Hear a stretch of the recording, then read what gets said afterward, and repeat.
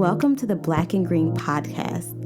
It's your go-to place to find the latest high-quality, all-natural products created by Black artisans. Hosted by yours truly, Dr. Kristen H., the founder of Black and Green. We'll discuss all things health, wellness, self-care, and of course, self-love. This podcast features a refreshing lineup of guests, from entrepreneurs and artisans to holistic lifestylists and clean beauty experts, and a plethora of other innovators within the wellness industry. Join me as we learn from the best of the best. Hey guys, welcome back. Thank you so much for tuning in again. We have one of my fabulous new artisans. I'm so excited for you guys to hear us sit back and talk. We have Brooke Young, and she's here to talk with us. I'm so excited. Brooke, welcome. Hello. Thank you for having me. I'm super excited to be here and talking with you. Awesome. So tell us about Vegan Lux Aesthetics. Wow. So Vegan Lux Aesthetics, like many businesses, definitely it was see a need, fill a need, right? Mm-hmm. So I have been in the beauty industry for 20 years. Oh, gosh. And yes, a very long time. And when I say that, I often don't believe it. I'm just like, you're lying to these people. You have not been in the beauty industry that long. But I have actually been in the beauty industry for 20 years. And how so? When you say the beauty industry, like in what way have you been in it for 20 years? Right. So I started out actually as a makeup artist. I'm originally from New York City. And I'm from Brooklyn, New York, actually, Bedford-Stuyvesant, Bed-Stuy, as we say. Okay. And I started out, I was a new mom, and I was working in an industry that I did not love. Mm-hmm. And I was working in the television industry.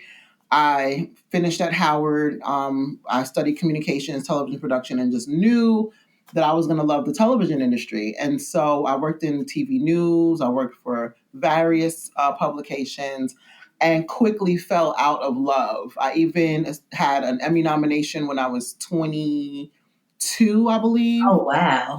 And yeah, I excelled pretty fast, but as quickly as I excelled with my expertise in writing for news and TV outlets, that was just as fast as I fell out of love in terms of what was portrayed in media, and especially how we looked as Black people in media, right? Is that why you fell out of love with it? Did you not like the image that they were pushing forward? That I didn't love the image that they were pushing forward. They were literally like maps that we had to cover. And even until the time that I officially left TV, which was years later, I think I kind of started the quiet quitting era way back before it was a term.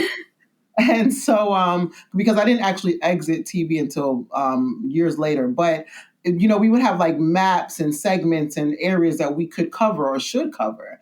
And it just alienated and excluded, you know, really important stories that, you know, everyone could benefit from, especially, you know, the Black and brown community.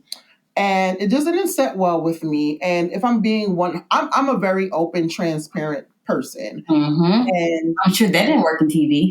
Exactly. And so, you know, I didn't ruffle feathers, but I certainly did not feel comfortable in my own skin in that realm. Mm-hmm. And the stories had to go through legal, through management before they even hit the airways.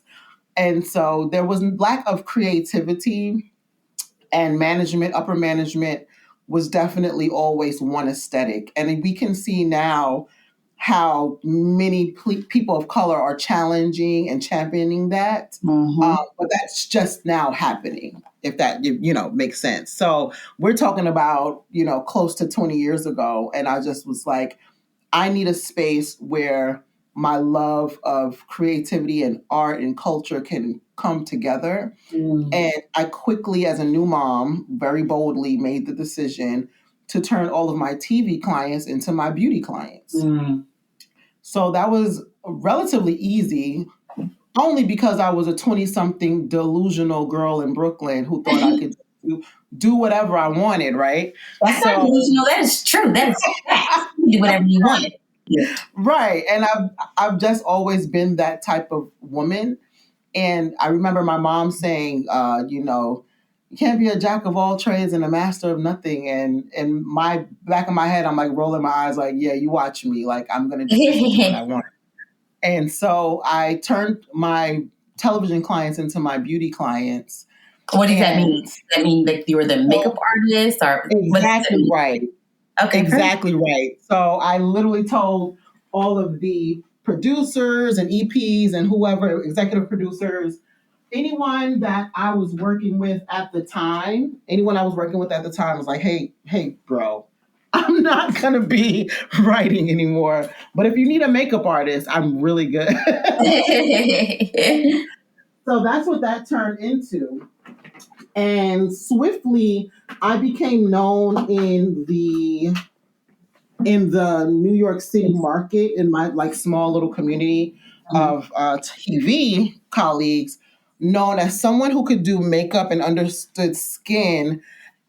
Some EPs used to call me the doctor because I understood skin and makeup to a place where I saved them money because they didn't have to like go in and retouch a lot. They just didn't have like I was very much a detail oriented perfectionist when it came to my artistry and understanding what works on different skin types and things like that. And we're talking about the height of HD TV. So there was no real high def TV happening around that time. It was just coming about. Mm-hmm. And so you would look at news anchors and people that were in front of the camera, and you know the skin didn't complement the makeup because they were too oily for that type of skin or makeup, or or you're seeing all the pores and things like that. So that's how I jumped into the beauty industry. And it wasn't until years later that I had did artistry for such a long time. It was like I was going on maybe 10 years. I even took a side gig with, as a single new mom, I took a side gig with Sephora. I worked with them for several years. I was in management, upper management. And I said, you know what? I need to take this to the next level. It's really just about, knowing, when it's time to, take that next step. Mm-hmm. And that's how I jumped into this product development stage of my career. Got it. It's so interesting. Like, as a background, as a makeup artist, why did you not work into developing makeup itself, but more skincare? Right. So I love that question because makeup artistry at that time, it was such a hard nut to crack, right? Mm-hmm. And the industry is now very inundated with makeup artists. You kind of throw a bone and you can land on a makeup artist. Everyone wants to be a makeup artist, says they're a makeup artist, right? Right. And actually, a makeup artist and says they are two different things. Right, exactly right. And so I really love and respect makeup artistry, and I just didn't feel a connection to cosmetics because, if I'm being brutally honest, it was and still is ran by the European and Korean markets. Yep. So the Black beauty brands that we're seeing now are brands that have been around for a very long time. Like, if we want to just throw it out there, we love Pat McGrath. I'm, obsessed with her work for so many years. There is a definite reason as to why she's just now having a product line, and that's Pat McGrath, right? Yep. So she could have easily come out with a product line 20 years ago, right? But there is definitely a barrier to entry.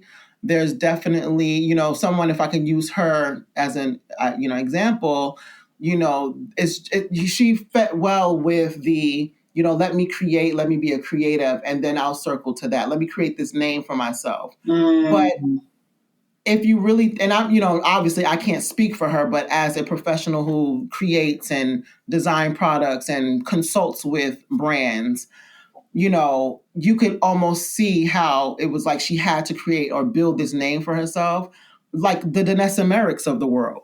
Mm-hmm. Danessa Merricks, I was working with the same photographers that she was back in, the early 2000s. And it was just like, why does Danessa Merrick just now have a product line? Why is it just now being, entered in Sephora? Again, barrier to entry. It's very complicated, especially with makeup lines. Mm-hmm. And that just didn't really, it kind of almost circled back to the TV feel I don't really want to prove myself and kill myself. And I really just loved skincare so much. And the more I did makeup artistry, the more I realized that people were covering up issues as opposed to tending to them. Like they weren't, I saw that very early on. And I knew way back then that, and this is, part of me being a forecaster also in the beauty realm, I knew way back then that the ideal product would be for multiple skin tones and types, something that's vegan. And now here we are. Everyone on the market, everyone out there has a vegan product line now. It's just like this big thing. And the real question is, well, why weren't we thinking about this before? Mm-hmm. Right. Mm-hmm. So, I saw that then and I said, well, makeup is a dime a dozen. People, say their mama and the auntie and the cousins are makeup artists and they can find their makeup at the dollar store or Ulta or Sephora, And again, back then there were not, a lot of lines that spoke specifically to our skin tones. Mm-hmm. And I saw how challenging that was. And I said, if I'm going to put my money on anything, it's going to be on the caring and sustainability of skincare and skincare products. Mm-hmm. You mentioned that the focus on skincare is oftentimes you have a lot of issues that we're trying to cover up instead of just dealing with those issues. What are some of the issues that Black women are facing that they can deal with through skincare that they may not have understood that connection before? Right. So the one thing is getting over the barrier that is, am I worthy? A lot of my clients that I meet that are Black and brown, come to me, and some of them have never received a facial before. They've never had an actual serious regimen that speaks to their concerns. And as I talk to them, I realize, and they reveal to me that they don't feel like they're worthy enough of a skincare routine that suits their needs. They just find anything to kind of they find anything to kind of maintain, right? So I'm actually sitting in my spa studio now, and this, past weekend was Mother's Day weekend. By the way, happy Mother's Day. Oh, thank you. Happy Mother's Day to you too. Yes, thank you so much. We work very hard, us moms. So thank you. I appreciate. But I had a plethora, I had a large amount of clients that came to me over the weekend that were newbies to getting facials and actually speaking to a skincare regimen that spoke to them. And the experience when you come into my space is one where we're not just having a facial, we're having a conversation about your skin and your skincare journey and what you want your skin to look like at the end of a month or 3 months, right? And we're working together to get to that goal. And my clients always see results of some sort at the end of a session with me.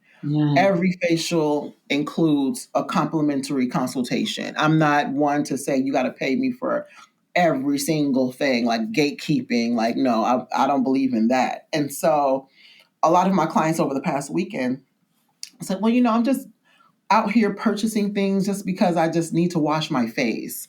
I just know that I need to be clean. But they're not speaking to their actual need, their skincare need. They're speaking to just kind of like a mundane, I gotta do this thing, right? And, it's something very interesting to me, having worked in beauty in so many different roles over the past 20 years and realizing that our Caucasian counterparts don't think like that. They don't think like that.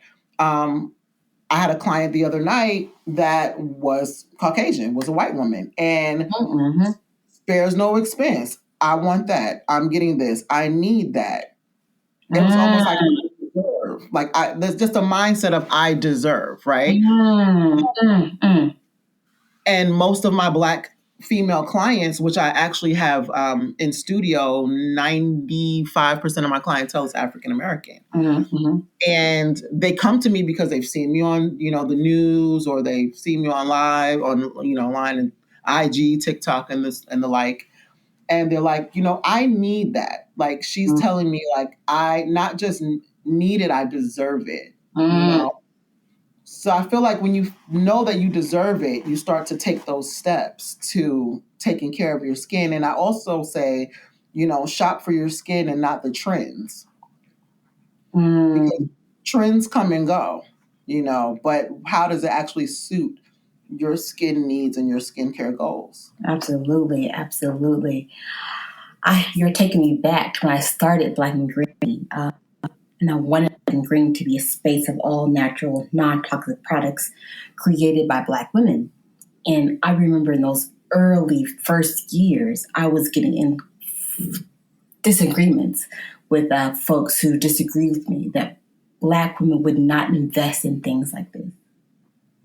That was what they thought. There's no way that they would invest in an all-natural, non-toxic product that's going to cost more than the competitor product that's at the Dollar Tree. So it's interesting to kind of fight that narrative that, yes, when Black women know, they will do better once they know and once it's made available to them.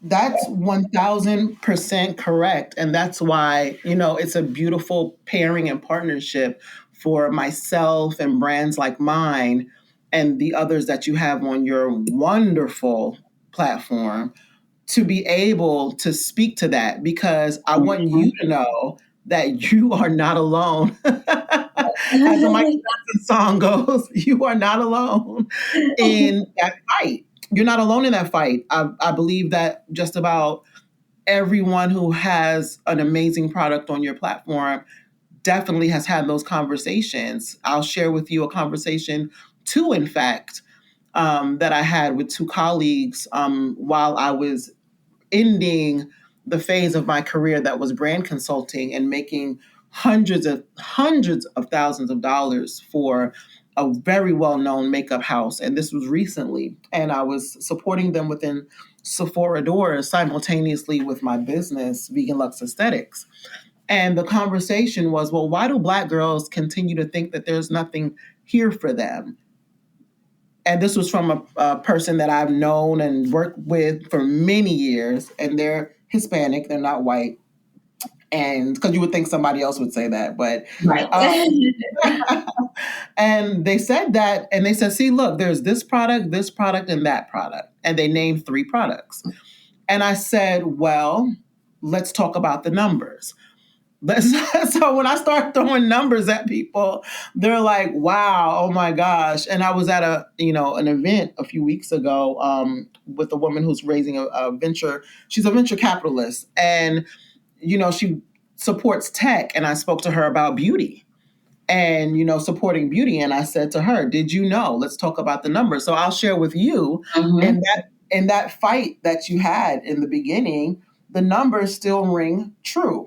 Black and brown women spend more than our white counterparts on beauty and 70% faster on a new product that they've never heard about. So the dollars are there. The marketing is not there. Because why market to somebody that wants to feel good about themselves when your goal is to make them feel less and not let them feel good about themselves? Repeat that again. Say that again so we can hear it. So, the numbers are there. We spend more. The Black and brown dollar is 90% of the revenue in the U.S. beauty market, right? And then we'll spend about 70% more on a new item than a Caucasian woman would. Okay, so the numbers have always been there. Beauty is ingrained in our cultures. We want to look and feel good. But why would an industry that's ran by European and Korean markets want to market to people who they want to feel less about themselves? That's just basic math. It's basic science. It's obvious, but unfortunately, to your point, it was harder to get us to realize that we were not a focus. And that's why we're always spending with, European brands as opposed to us. One of the brands, or rather industries, that I honestly loathe is the K-beauty market. I sincerely am not a fan of K-beauty brands. And I'll be 100% transparent. On their packaging with some of the products within that universe, and some of them are sold right in front of us. I'm not going to name them, but I did a TikTok about it and I showed it. And on these particular products that are literal household names, it literally says, it states very clearly, made for Asian skin types. And most of the Black clients that I've had over the years purchased this particular product. You can get it around the world. You can get it in duty free while you're traveling. It's very popular. And when you look at that, what does that say to you as a consumer? If this is made for Asian skin types, my argument was, well, what type of Asian skin? Just flat out say it's made for fair Korean and Chinese skin, and we don't want your dollars. But because there are not enough of our products on the shelves, I should say, because online is killing it. That's where we thrive. Yep. Online, right? So if there are not enough of our products on the shelves, what are our people going to go to? They're going to go to what's available, unless they're educated as to where they can find these products. Exactly. Now we will pause for a moment of meditation with Dr. Crystal Jones.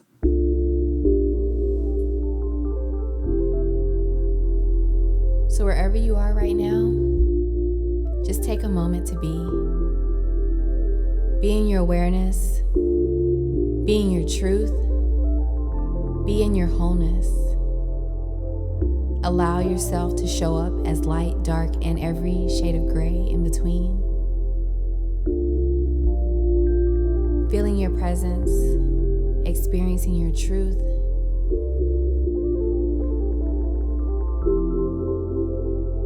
Finding your breath. And instead of directing her, listen to her. Ask her where she wants to spend more time, and spend more time there.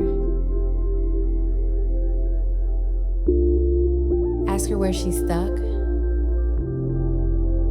and go into the experience of why. Be in this breath, be in this movement, and continue to cultivate this experience through the rest of your day. Honoring that your truth and whatever you show up as is always enough. You are perfection and excellence personified. Anything that tells you that you're anything else no longer serves you. So now that we're back from our meditation, you were talking a lot about kind of the history and looking at the market and what kind of pushed you to start your brand. Tell us more about your brand and what it stands for and kind of what is your ethos? So, my brand stands for, well, I'll take it back a step. Let me start that over. So, Vegan Lux Aesthetics is a mindful luxury brand. And what mindful luxury means is that we're ethical and our client base wants to shop ethically. They want products that are going to be not only good for themselves, but also good for the environment. And Vegan Lux Aesthetics is advanced skincare. So when you use the product line, there's something for everyone, but you can implement any one of the 5-piece products into your already established regimen. This is definitely a results-driven brand, and it is a luxury brand. That's the price point. It's not too far gone, but it's not, $10 or $5 or something that you can find, on the shelves of mass, retailers like Walmart or Walgreens or Target. Masstige is now a really big term. That price point is an in between. And I will say this. When I have clients that come to me and say, hey, I really need to change my regimen, something's not working, I don't bash them on the products that they've been using. That is not my goal. My goal is to educate on the efficacy of ethically sourced ingredients. And if it's a win, it's a win. If my client is on board, they're on board. And my clients love it. The product line is sold out in my spa studio. It's on your platform, my 2 cleansers that people love. And it's also on Amazon as well. Vegan Lux Aesthetics is a 5-piece line. And I really wanted to make something that spoke to the need of most of my clients. And I'm going to be honest, my clients' needs are like skincare needs are like my own. So it was relatively easy to create and really sit with this brand and sketch it out. I do everything from designing, package design, as well as the label design. And I'm very hands-on with the brand. And my client skincare needs are typically bright and even smooth. So those were the 3 things that I wanted to focus on, maintaining one's maintaining one's skin health, but also, speaking to advanced skincare. So detoxifying gel cleanser speaks to minimizing the pores, refreshing the skin, preventing acne, but it also softens the skin as well. And then we have the tea leaves cream cleanser, which is great for hydrating, fine lines and wrinkles, which has 3 different types of teas, red, black, and green as antioxidants, which are sold on blackandgreen.com, which I love. So yeah, those 2 are definitely the most popular items because it takes such a little amount for you to lather it up and use it. A lot of people are using them now as a double cleansing, which is super popular in the spa community. We do that in spa as estheticians, but double cleansing is definitely becoming popular because a lot of people are not wanting to use makeup wipes. And a lot of people were misinformed regarding the use of toners. I want to say my second most popular item would be my toner, which is the AHA BHA fruit acid toner. And that is just an amazing way to smooth, brighten, and just balance the skin. A toner is to balance the pH of the skin. I'll say that again. A toner's job is to balance the pH of the skin, which is why there are so many different types of toners. So my toner actually speaks to anti-aging, anti-acne, smoothing, and brightening the skin. And that's the alpha hydroxy acid, beta hydroxy acid, fruit acid toner. When people hear the word acid, they kind of get like, oh my God, it's going to burn my skin off. But that's not the case. It's just for the purpose of gently smoothing and brightening the skin.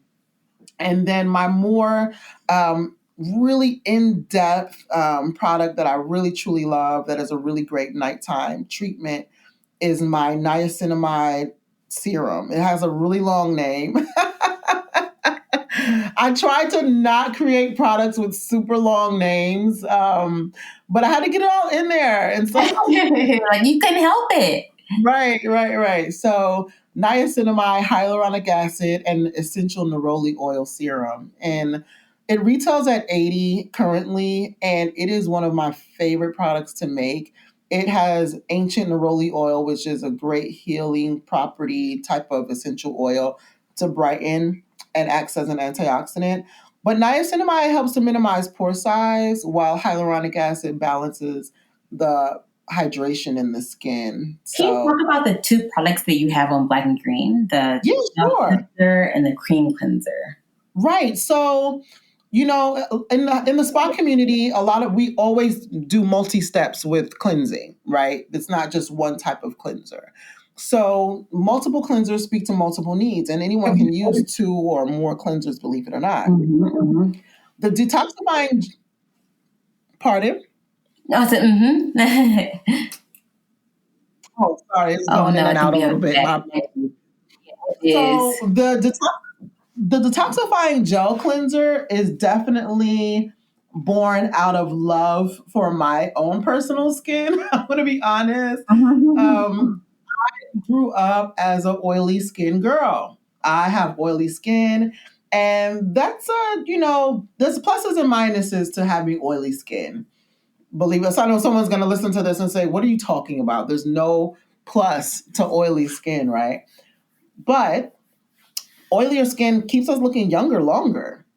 But then the downside is that it comes with clogged pores, blackheads, and minimal breakouts. And sometimes people can have a lot of breakouts, right?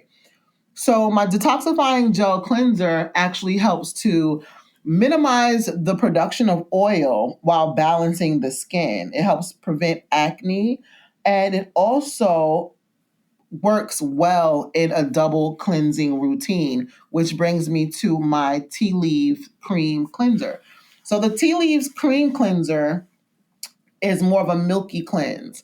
That is definitely for my drier skin type client. So anyone suffering from dry skin or tightness in the skin would definitely benefit from the tea leaf cream cleanser.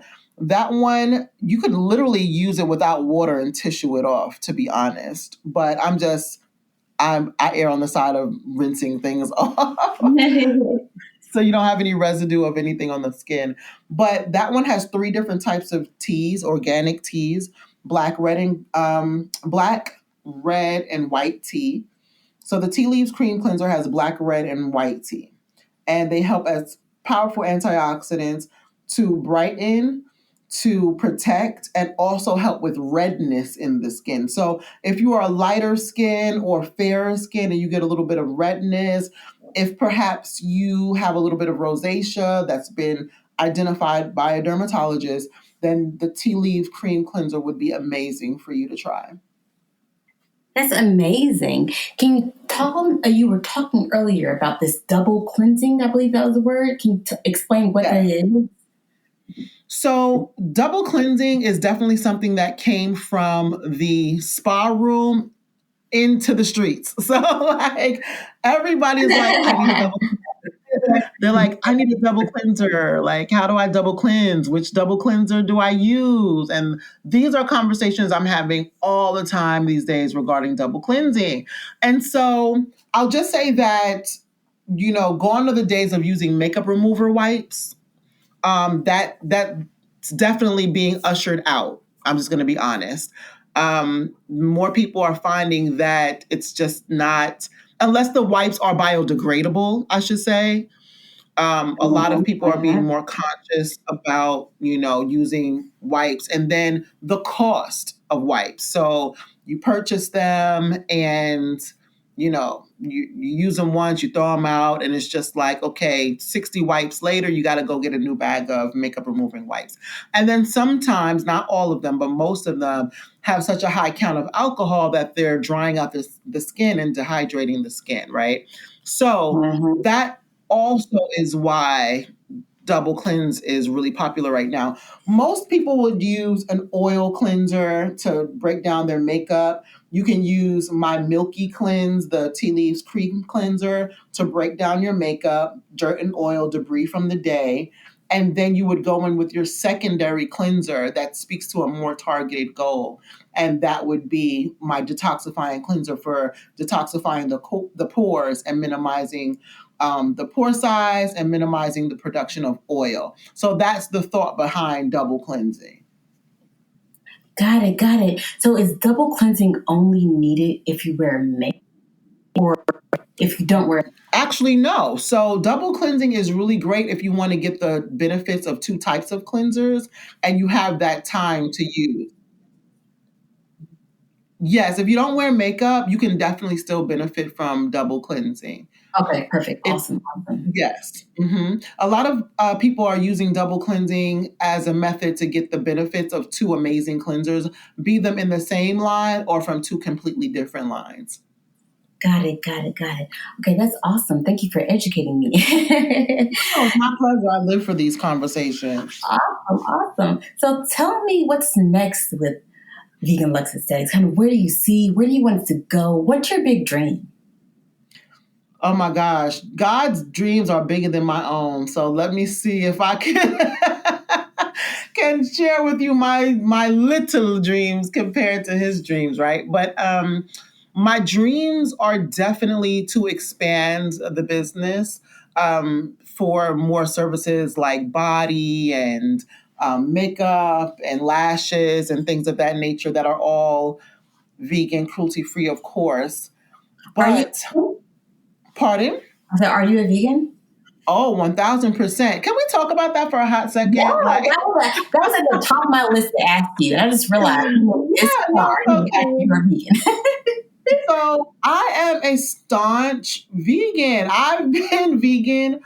I've been living a vegan lifestyle for close to 9 years now. Oh, goodness. Yes, December 1st will be my vegan anniversary. Yes.